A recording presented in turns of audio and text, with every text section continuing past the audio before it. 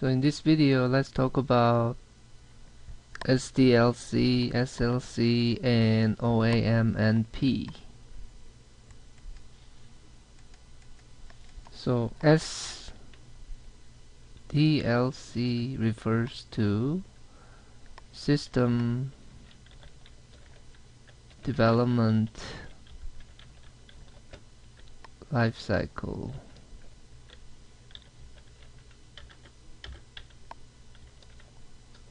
So that's SDLC, and this refers to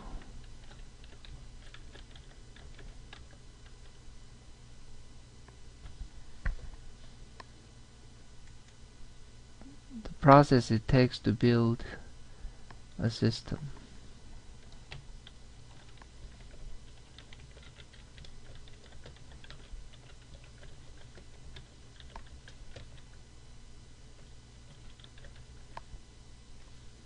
So these include, for example, requirements gathering all the way to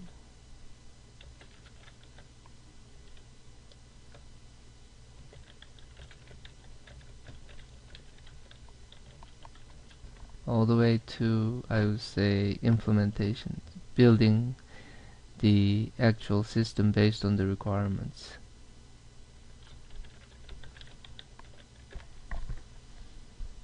So whatever is involved in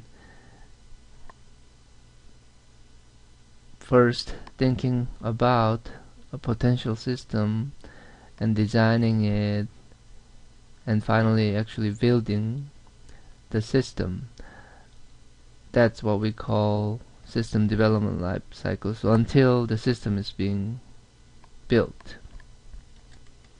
However, SLC, or system life cycle, covers the lifetime of an entire lifetime of a system. So the definition is process that covers the entire lifetime of a system. What this means is, once you build a system, that's really not the end of it. It really takes a lot of effort to keep the system up and running. So when you talk about this system life cycle, whatever efforts involved in, first of all, building the system and also maintaining the system until the system gets retired. That's what this system life cycle actually covers. So if we have a spectrum that shows the entire lifetime of a system, like this, so this spectrum shows the entire life cycle of, or lifetime of a system. Okay,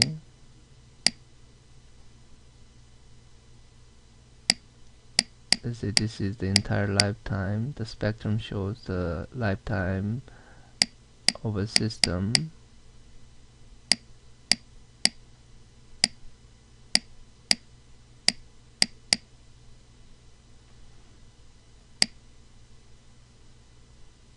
I would say,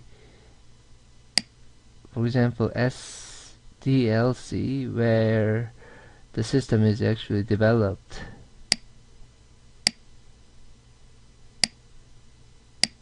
is just a fraction of the entire lifetime of a system. So whatever it takes, both building and maintaining the system until it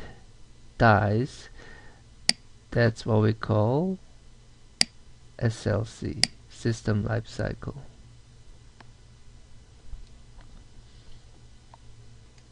So then what's going on during this time after the system is developed?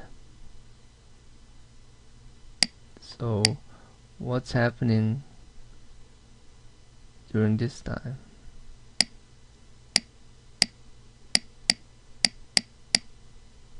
What is going on during this time?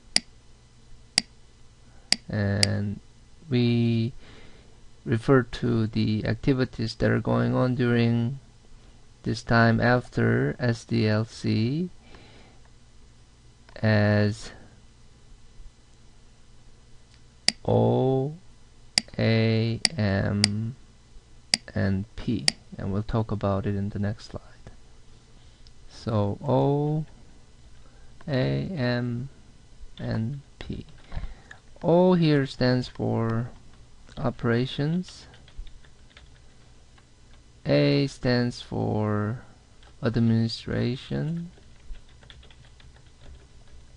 M stands for maintenance. And P stands for provisioning. Operations here means dealing with moment to moment emergencies. So when you have a network, anything can happen. A switch gets old and you have to replace the switch. It's not working anymore, then you gotta do something right away. And operations here is monitoring the health of the network and then reports if something bad is happening. So usually dealing with emergencies,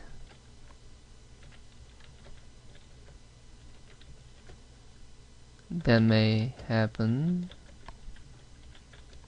moment by moment. So usually they monitor a network and detect and also report emergencies that may happen moment by moment. So they don't really take any actions. And the portion of the workforce working on this type of network management is called Network Operations Center.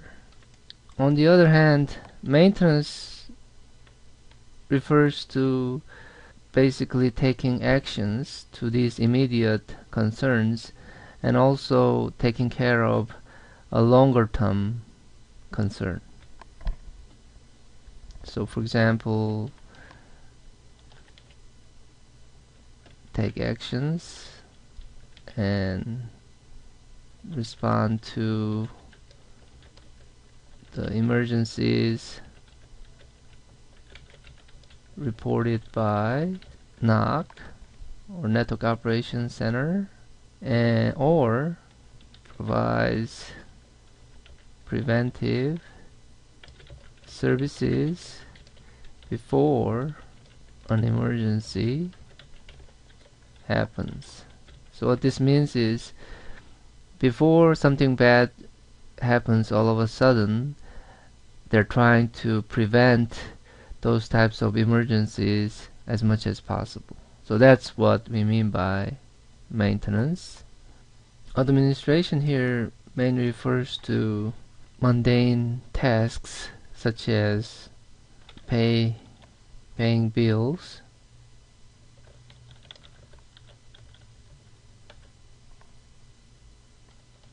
documentation, developing proposals,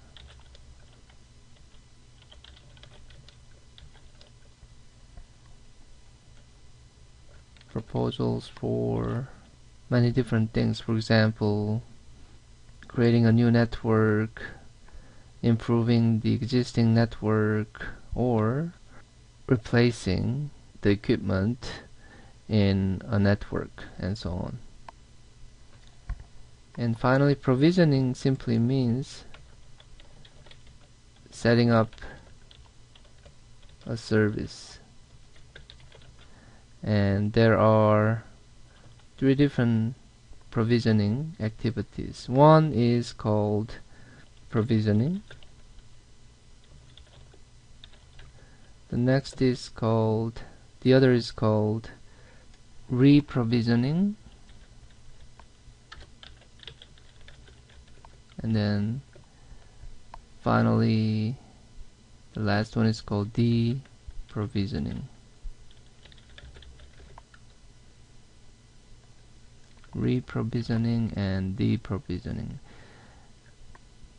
So provisioning, as we already talked about, simply means setting up a service. Re-provisioning means when there is a change in terms of what a user needs to do, somehow you need to set up the system again. So that's why set up a service again. That's why it's called re-provisioning. And then once the user is done with the service, we have to remove the user from the system, and that's called de-provisioning.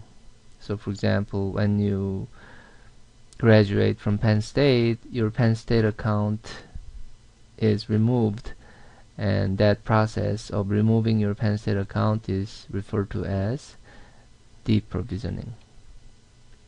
So provisioning is nothing really highly complicated to understand, but simply means setting up a service for a user. That's all that means.